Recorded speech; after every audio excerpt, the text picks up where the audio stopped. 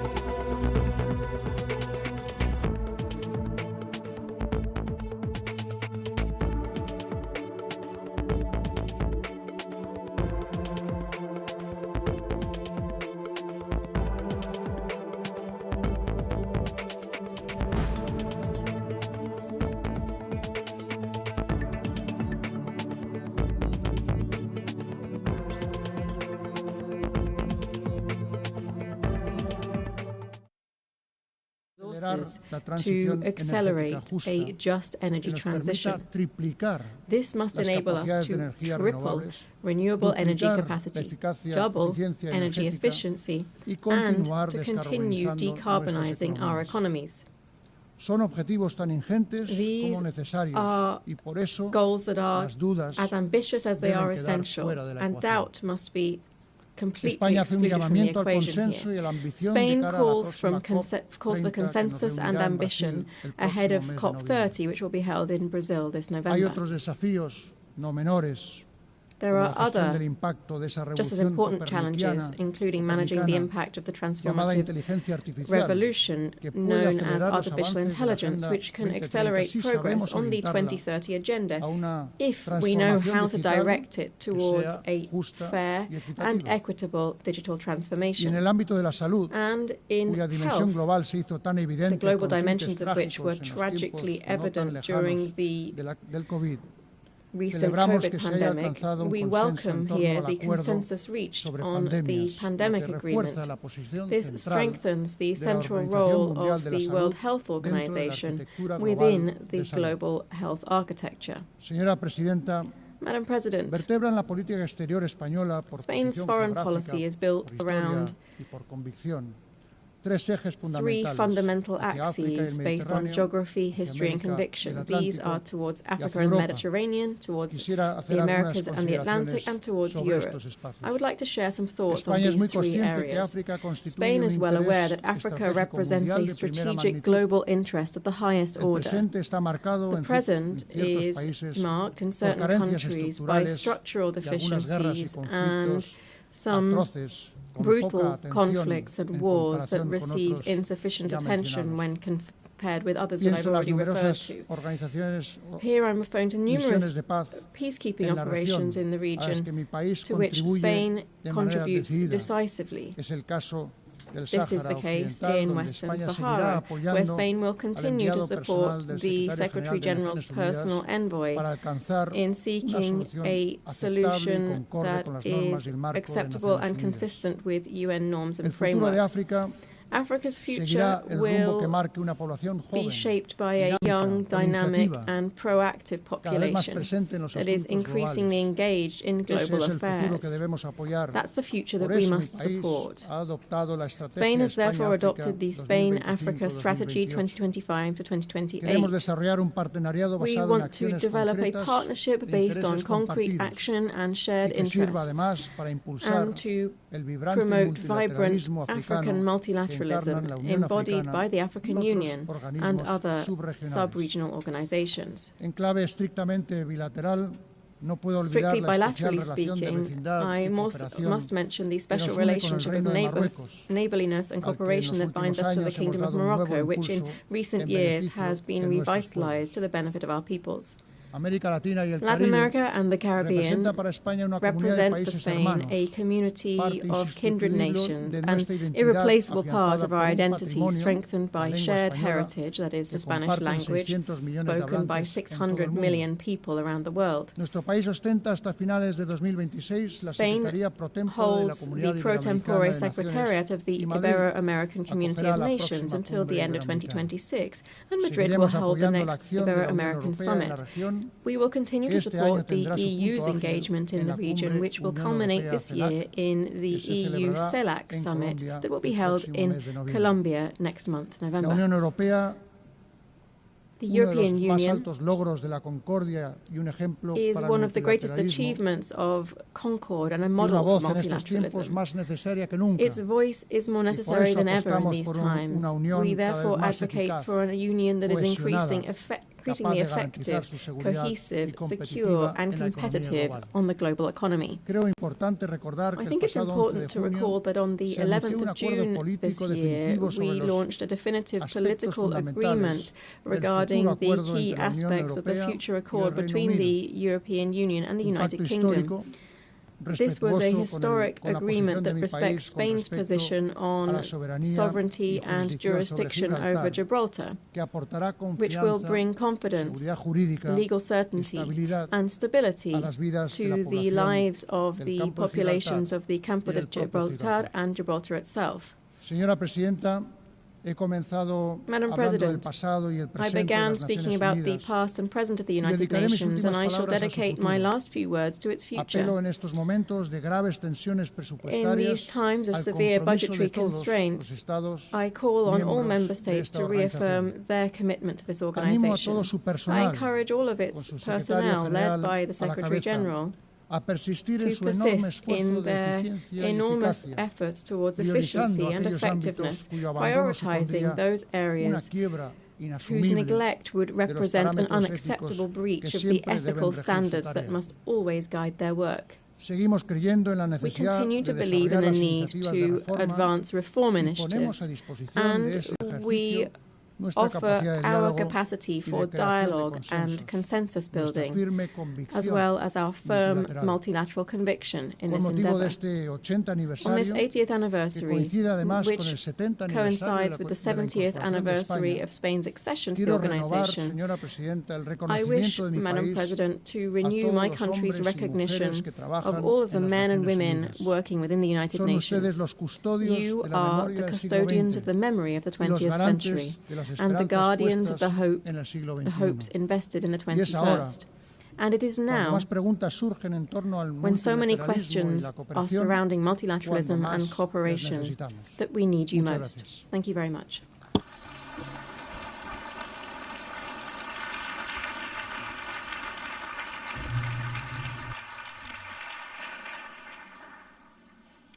On behalf of the General Assembly, I wish to thank the King of Spain. L'Assemblée va entendre l'allocution de son Excellence, Monsieur Volodymyr Zelenskyy, président de l'Ukraine. Je prie le protocole de bien vouloir accompagner son Excellence que j'invite à prendre la parole devant l'Assemblée.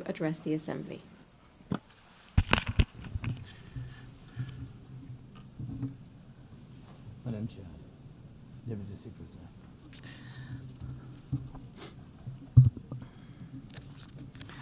Dear leaders, dear friends, and all those who can become our friends, because you want safety and peace just as much as we do.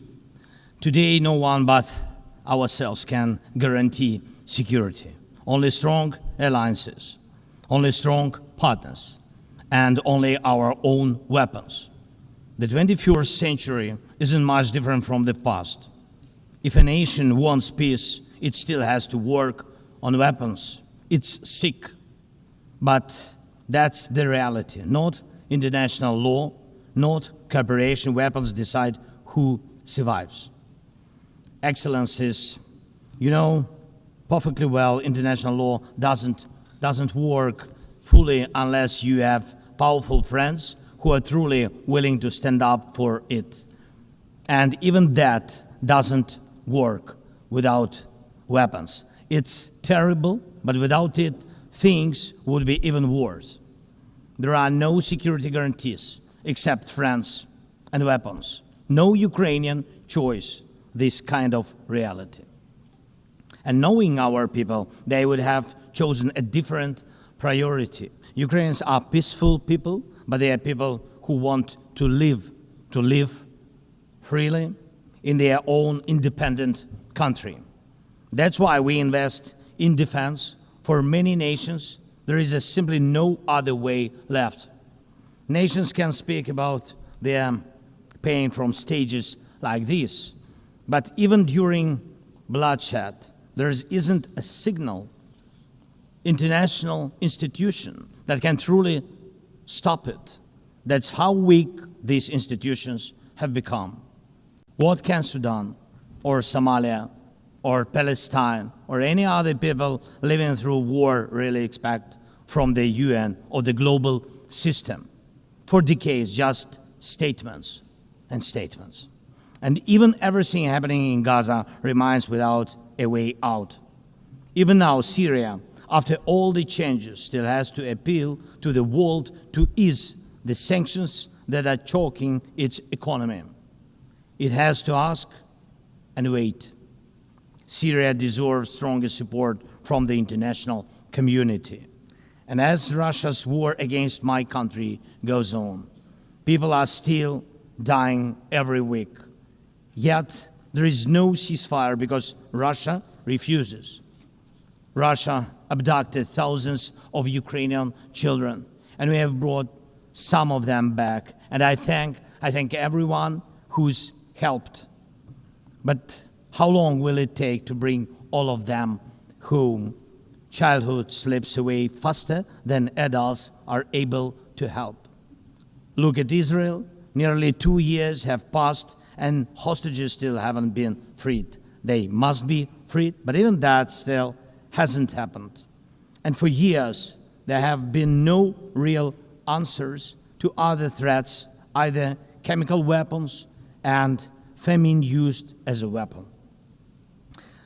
Last year, at this assembly, I warned the world about the risk of radiation disasters, especially due to Russia's occupations of our Zaporizhzhia nuclear power plant, the biggest in Europe, but nothing's changed. Nothing's. And yesterday, the plant went into blackout again, and Russia hasn't stopped shelling even in areas near a nuclear facility. And because of international institutions are too weak, this madness continues. Even being part of a long-standing military alliance doesn't automatically mean you are safe. Just recently, 19 simple Russian drones violated Polish airspace, and only 4 were shut down. Luckily, they were not shaheeds or even worse. Otherwise, the results would have been horrific. Estonia had to call a UN Security Council meeting for the first time in history because Russian fighter jets deliberately entered its airspace. Moldova is defending itself again from Russia's interference. We are helping Moldova, and Russia's trying to do to Moldova what Iran once did to Lebanon. And the global response, again, not enough. We have already lost Georgia in Europe. Human rights and the European nature of the state system are only shrinking there. Georgia is dependent on Russia. And for many, many years, Belarus has also been moving toward dependence on Russia. Europe cannot afford to lose Moldova too. It's important to remember how the world once ignored the need to help Georgia after Russia's attack, and how the moment was missed with Belarus. How Moldova must not be lost. And for Europe, supporting Moldova's stability is not costly, but failing to do so will come at a much higher price. That's why the EU needs to help Moldova now with funding and energy support, not just words or political gestures. We must not forget about protecting the rights of people and the rights of nations in regions where these rights are under threat. The UN Charter and the Universal Declaration of Human Rights must apply everywhere. But the Taliban in Afghanistan dragged a whole country back into the dark ages. Cartels in some Latin America countries are more powerful than the government there. This is all about collapse of international law and the weakness of the international institutions. And so it's about the rise of weapons. Weapons decide who survives. Excellencies, yesterday President Trump stood right here in this hall, and God saved him from a murder attempt during the campaign. A shot was fired from a rifle, and just a fraction of an inch saved his life. Just days ago, President, along with hundreds of thousands of Americans, honored the memory of Charlie Kirk. Sadly, his life was cut short by a bullet. Once again, violence with a rifle in hand. We also mourn the Ukrainian woman, Irina Zarutska. She was brutally killed with a knife here in America, the very country where she was seeking refuge from Russia's war.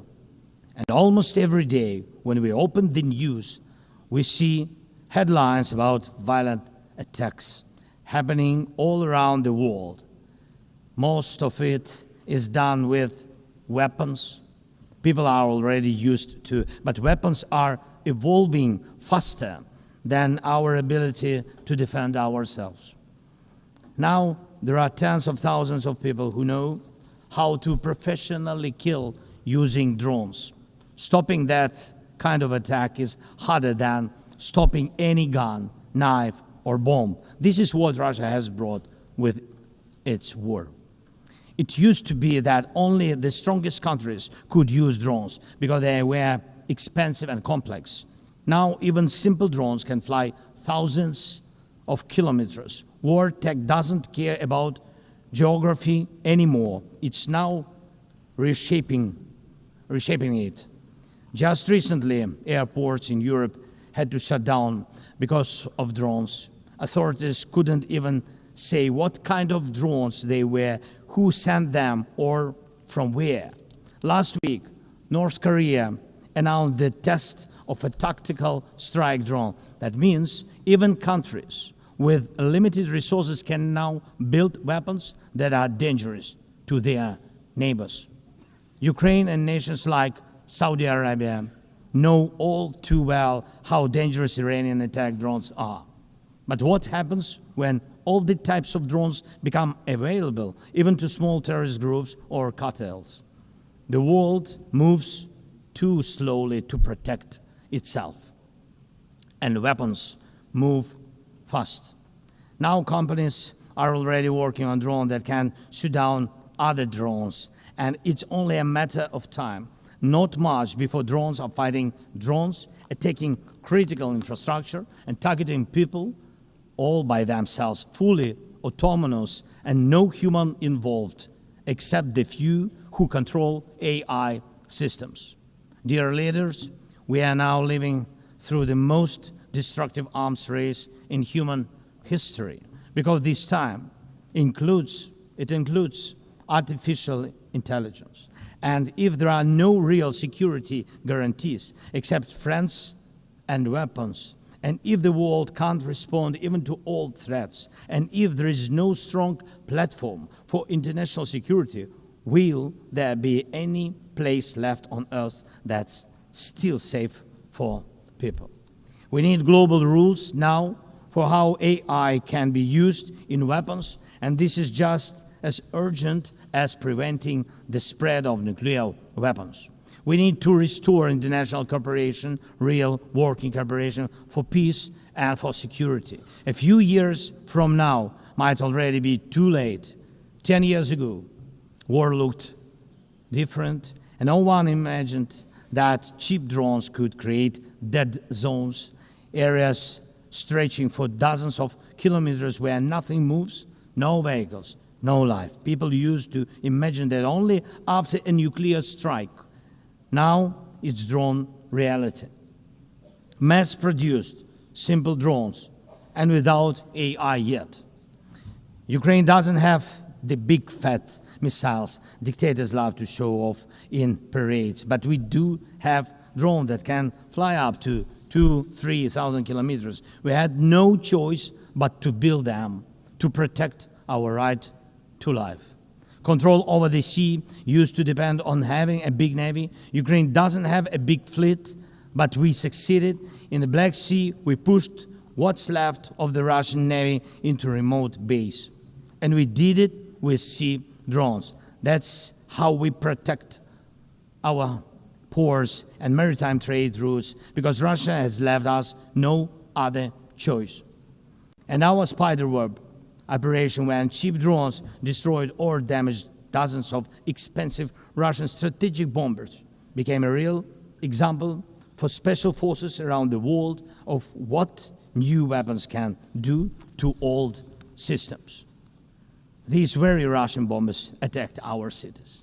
And none of this would have happened if Putin had not started this full-scale aggression, full-scale war.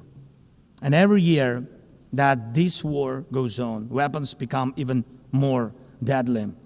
And only Russia deserves to be blamed for this.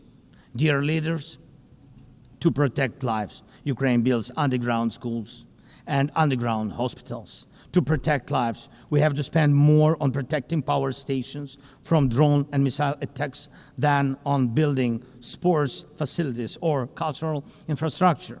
Ukrainian farmers are learning how to protect their equipment from Russia's FPV drone strikes, and for them, that challenge is far greater than climate change. Russia's war has put us in this situation, but do you have protection against similar threats? The facts are simple. Stopping this war now, and with it, the global arms race, is cheaper than building underground kindergartens or massive bunkers for critical infrastructure later. Stopping Putin now is cheaper than trying to protect every port and every ship from terrorists with sea drones. Stopping Russia now is cheaper than wondering who will be the first to create a simple drone carrying a nuclear warhead. So we must use everything we have together to force the aggressor to stop. And only then do we have a real chance that this arms race will not end in catastrophe for all of us. If it takes weapons to do it, if it takes pressure on Russia, then it must be done. And it must be done now. Otherwise, Putin will keep driving the war forward wider and deeper. And we told you before, Ukraine is only the first, and now Russian drones are already flying across Europe, and Russian operations are already spreading across countries, and Putin wants to continue this war by expanding it, and no one can feel safe right now. So first, we are now building a new security architecture for ourselves. More than 30 countries are already part of our coalition, and we are strengthening army, launching joint weapons production with partners, and defining financial commitments for defense in a way that could become a security model for any other nation. If security guarantees work for Ukraine, something more than just friends and weapons, it will mean that people were able to make national security not a privilege for a few nations, but a right for everyone. Second, we are ready to make our modern weapons become your modern security, your modern weapon. And we have decided to open up arms exports. And these are powerful systems tested in a real war when every international institution failed. And we are also ready to grow our defense production together with strong partners so that their protection is modern and reliable. You don't need to start this race from scratch. We are ready to share what has already proven itself in real defense. And third, many in the world are still relaxed. Still. But look at how many countries are here at this General Assembly. Countries that are at war, or just came out of war, or are trying to stop one, or openly getting ready for one. War has already reached too many people to pretend it has nothing to do with you. So it depends on you. Whether you help peace or continue trading with Russia and helping Russia to fund this war, it depends on you. Whether prisoners of war will be freed, whether abducted children will come home, whether hostages will be free, it depends on you. What will define existence? War like now, or our joint strong actions as it should be? Yesterday we had a good meeting with President Trump, and I also spoke with many other strong leaders, and together we can change a lot. Of course, we are doing everything to make sure Europe truly helps. And of course, we count on the United States. I appreciate the support we are receiving. Yes, much depends on the G7 and G20, but But in the end, peace depends on all of us, on the United Nations. So don't stay silent while Russia keeps dragging this war on. Please speak out and condemn it. Please join us in defending life and international law and order. People are waiting for action. Thank you so much. Slava Ukraini.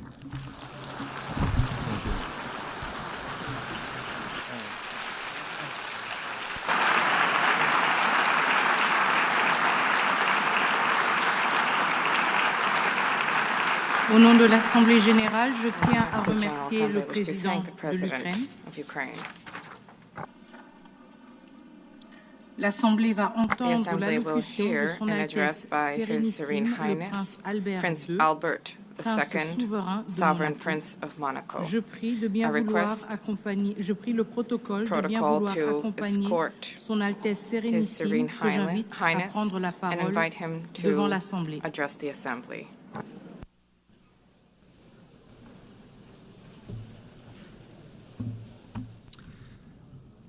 Madame President of the General Assembly, Secretary General, ladies and gentlemen, heads of state and government, excellencies, ladies and gentlemen. 80 years ago, the creation of the United Nations marked a decisive turning point in contemporary history in international relations, offering each state a forum for dialogue and exchange. The ambition of the founders was clear and bold.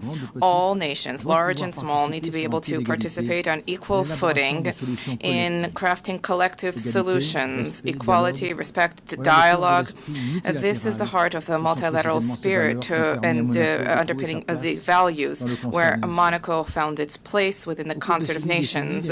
Over these past 8 decades, the United Nations has supported and ushered in major turning points: the reconstruction of Europe after the Second World War, the process of decolonization, the hope of an international order that is more peaceful after the Cold War. The organization contributed to the establishment of robust international law, the adoption of numerous treaties, law of the sea, counter-terrorism treaties, protection of the environment, the promotion of human rights. Monaco ratified more than 270 of these treaties, which, beyond their symbolic dimension, govern the day-to-day lives of our population. The UN also played a key role in the maintenance of international peace and security. On all continents, these operations help to prevent conflict and to support democratic transitions. International justice, specifically through the judgments rendered by the International Criminal Tribunals, have been significant sources of progress in combating impunity for the gravest crimes, and the International Court of Justice remains a pillar when it comes to peaceful resolution of disputes. The United Nations has been a pioneer in ecological awareness, raising the protection of our planet, mobilizing governments, scientists, civil society to put together concerted strategies, and these are issues which are of tremendous importance to us. The UN has shed light on the role of sports as a vector for peace, for inclusion, for development. Our principally welcomes the fact that sport is increasingly taking pride of place in the work of the organization. Madam President, we are cognizant of the progress that has been made over the past 8 decades, and yet we have more challenges to surmount, which requires resolute collective action. The progress that we have made is significant, but we have a grim reality. We are in a multipolar world where international realities are significant. There are proliferation of peacekeeping operations show that dialogue and preventive diplomacy, unfortunately, do not always generate the anticipated results. International security is today gravely imperiled. International tensions and conflicts are spreading in all 4 corners of the world, and this makes it all the more necessary for there to be a reaffirmation of the core principles of the United Nations: sovereignty of states, peaceful dispute resolution, respect for international law and human rights. In this regard, the Principality of Monaco firmly condemns the war of aggression targeting Ukraine and the suffering this has inflicted upon civilian populations. And I reiterated this message just now to President Zelenskyy. I cherish the hope that a just and lasting negotiated peace agreement can be found soon to guarantee security and to rise to the expectations of the Ukrainian people. In the Middle East, violence has generated unacceptable human suffering, casualties. The risk of regional conflagration requires that there be an immediate de-escalation, protection of civilians, the unimpeded delivery of humanitarian assistance, and a sincere relaunch of the peace process on the basis of the two states. Peace is not a utopia. Peace is an overriding necessity. These security-related challenges are compounded by environmental challenges. The international community recently met.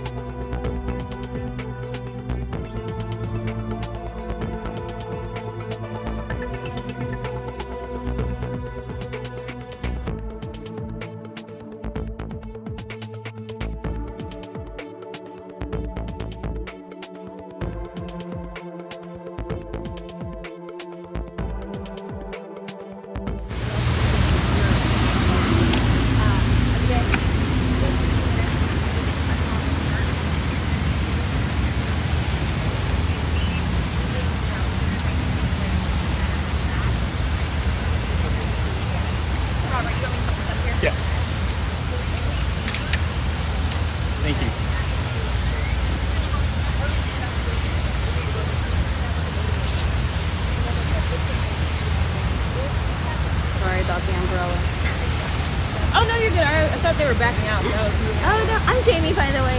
AP. Oh, okay. Nice to meet you. I'm with the Dallas Marines.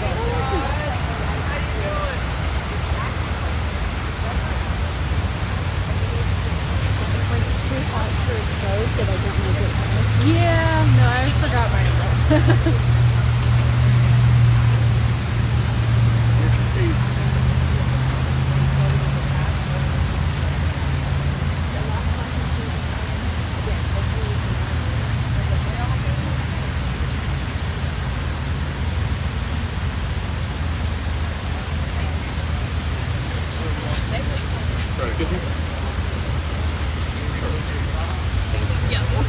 I want a space too, though. Thank you. Oh, sorry. Thank you. Good.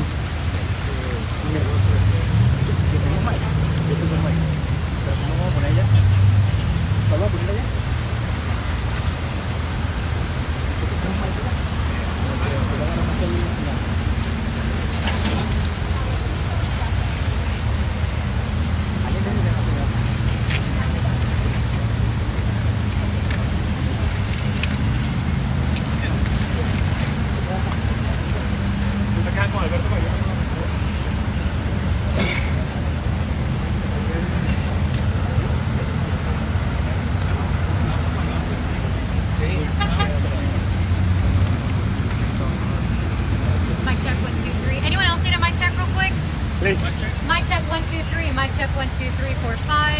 5, 1, 2, 3, 4, and 5.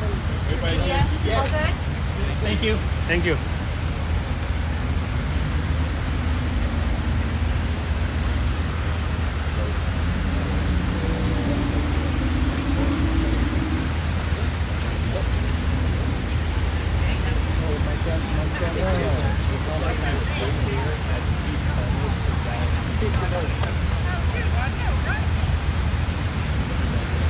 Yeah, I got it.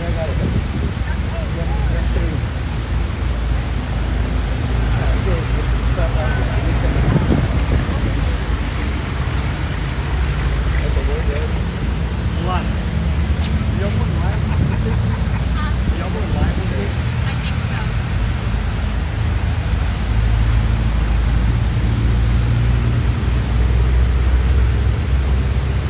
So, repeat real fast. Oye, Angélica.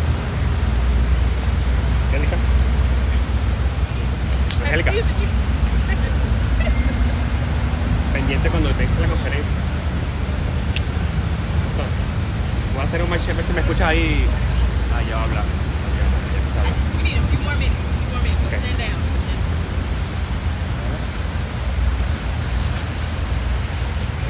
Te voy a hacer un match con la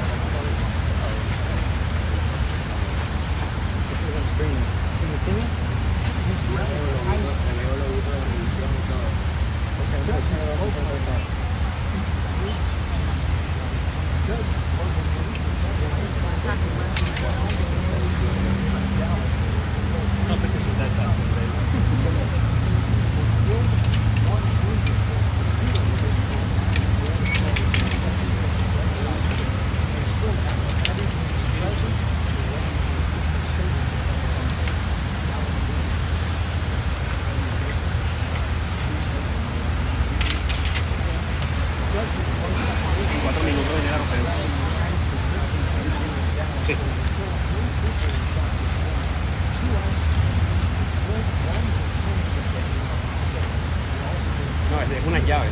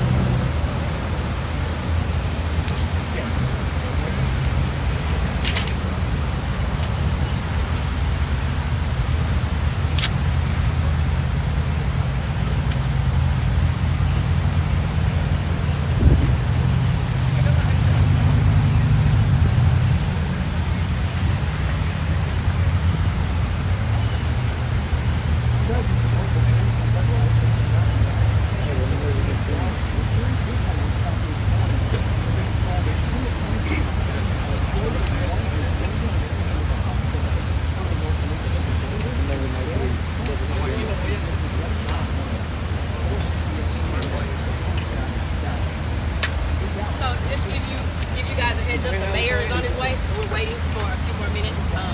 I don't have an exact ETA, but he's on his way.